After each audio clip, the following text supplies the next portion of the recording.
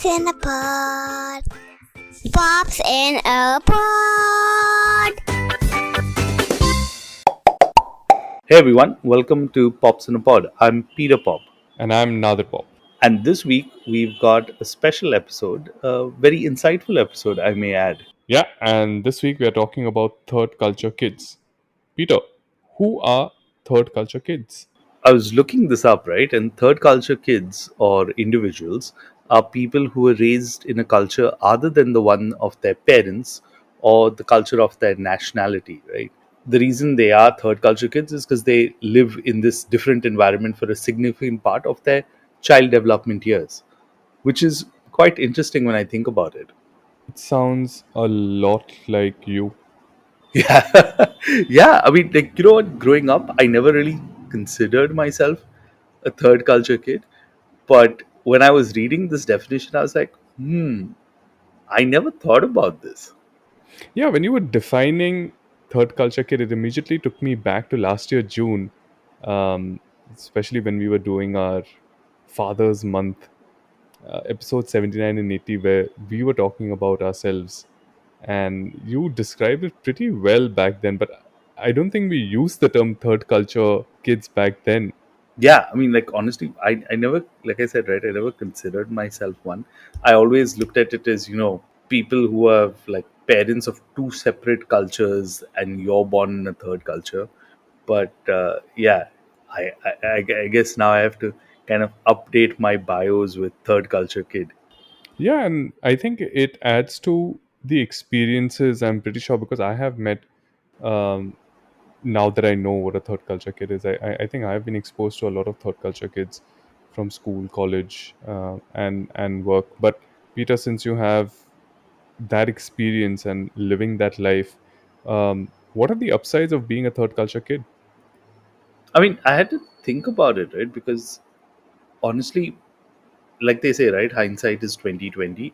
When you're going through a certain experience, a certain thing, you never consider it good or bad, right? You just think of it as this is what life is. But when on reflection, I realized one of the things is if my parents didn't live in the Gulf, right, I would have never honestly been exposed to a culture like that, especially the Middle East, right, where Indians form a large part of the expatriates in the UAE. But just being exposed to that culture and just understanding how different it is. So I think it gave me that opportunity to appreciate other cultures and just other points of view, right? I mean, there's no right, wrong, and things like that, right? Like, in a way you also notice that while we are different we are also very similar in a way. And I think another thing that comes to mind, especially because my parents lived in Abu Dhabi, where it's the capital of UAE. So it's a place where a lot of embassies are. So as a result of that, you not only have people from all over the world because their parents work in the embassies or are part of that entire diplomatic community, and you really encounter some people. Like, can you believe I actually met someone from Bosnia because their parent used to actually work in the embassy? And that's not a country that you normally meet people from, right? Let's be honest. I know so much about your um, past in terms of childhood because you've said so many stories and the countries that you have been exposed to, either from a schooling or from a work standpoint. I think it's the experience that really adds to the entire journey, right? Now that you're back in India, I mean. Yeah, totally. I mean, like, when I look back, right, if I hadn't honestly met people from Poland, and I again was part of the student organization ISEC. So again, you have people who are doing internships from all over the world, right? And it was really nice because I met people from Hungary, Egypt, uh, trying to think, Romania, Poland. And it's this intern I had actually met from Poland who kind of described the country and told me about the place. That really got me interested in there. So I remember applying for an internship there with the knowledge that, hey, I've been told that this is such a cool place and this is such a different culture.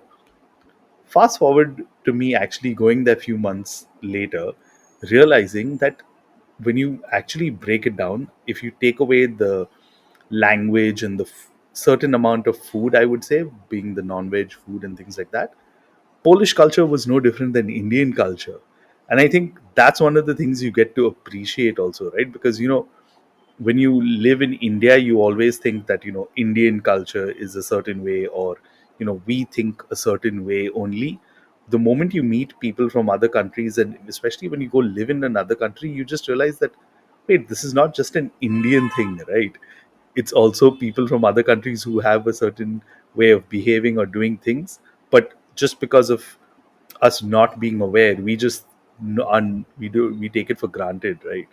So that was one of the interesting things I found, at least, living abroad, especially in a completely different country like Poland.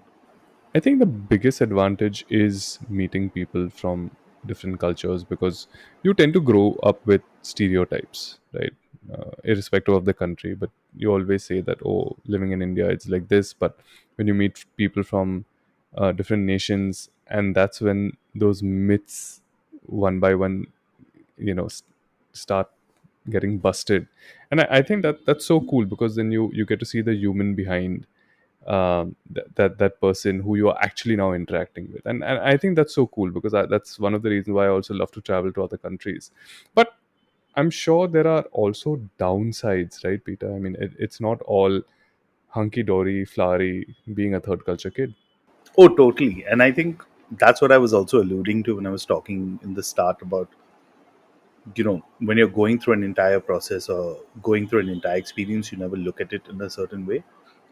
And now that I'm in my 30s, right, because I spent not only some part of my formative years living abroad, but I spent a good portion of my 20s also living abroad, right? And when you think about it, the 20s are those that age where you actually form your identity of sorts, in a way. And I think that is one of the things that I've struggled with, right, both during my teenage and my 20s, is who am I really, right? And you're still trying to figure that out. You're still trying to understand that.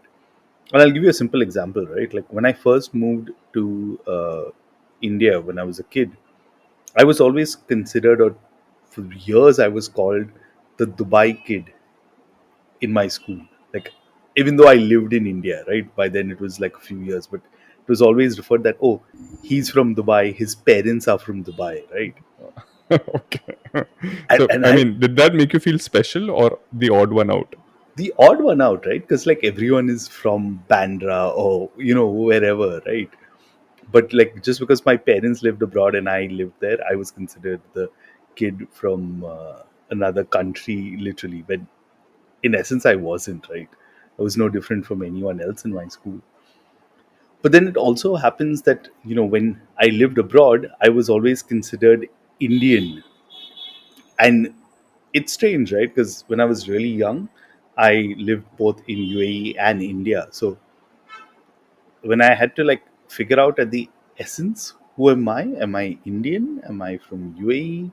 And I from, I don't know, Dubai? What do I consider myself, right? And it's kind of like that identity that you kind of go through, and you're still trying to figure out all of this for yourself, right? Like what are your strengths, weaknesses in there? But I think that's one of those things that it took me a while to kind of grapple with and kind of understand, and to a certain extent make peace with that.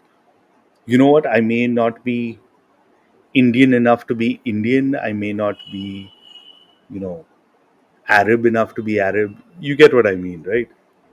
Yeah, I mean, it's so sad that you're trying to convince two different nations that what your identity is, and I don't think you ever want to be in that position at a certain age. Yeah, yeah. Especially when you're not particularly sure of things yourself, right? And like, I'll give you another example, right? I mean, I never realized what the concept of home for me was. And for me, it was, wait, is it where my parents live? Is it where I set up my house or where I'm living? And I think if you think about it as an older person, right, you during your younger years want a sense of stability in your life, right? You want a place where you can just go and be yourself. And if you don't have that, that's a bit of a struggle that you go through. And it's taken me a while to kind of identify that, right? That, when you keep moving, you keep going. I mean, like, I've moved so many places, so many houses, so many countries, cities, all in just one bag of clothes. So you also don't really end up buying a lot of stuff, right? Because you know that maybe by next year you'll be somewhere else and you may not even need it. So yeah, that the concept of home and stability also is a bit of a struggle, right? And I think especially when you've not known, like, when I look at it in contrast, I just feel that people who lived in the armed forces or people whose parents have transferable jobs, it's far more extreme, right? But for me, it was something of my doing. And the fact that I moved so much in 10 years uh, just compounded that fact even more for me. So yeah, that's one more thing I would say is the downside, really, right? Is you don't have a sense of stability or home. I guess you're constantly questioning or trying to figure that where do I truly belong. And that's very interesting what you said, that what is home for you? Is it the place where you start your family, or is it the place that where your family came from? And I think it's a very interesting contrast that you brought up of parents in transferable jobs, because we meet so many of you know such people in school, college, work, and then when you ask them, so where are you from, and then the typical answer is, well, from everywhere technically. And you're like, Yeah. what do you mean everywhere? It's like, no, because I've been to Delhi, I've been to Nagpur, I've been to Mumbai, I've been to Pune, I've been like everywhere, so I'm not sure where I belong. And they just kind of own it, that yeah, I'm the kid who's always been on the road, Yeah. always traveling. It's pretty cool, I feel. I mean, see, that's the thing, right? I mean, another thing just to add about the sense of stability, a simple example of it is just the friendships that you form, right? While on one sense, it's great to look at it that, you're adaptable and you can make friends easily. But when you make friends, you know that they're not going to be friends for that long, right?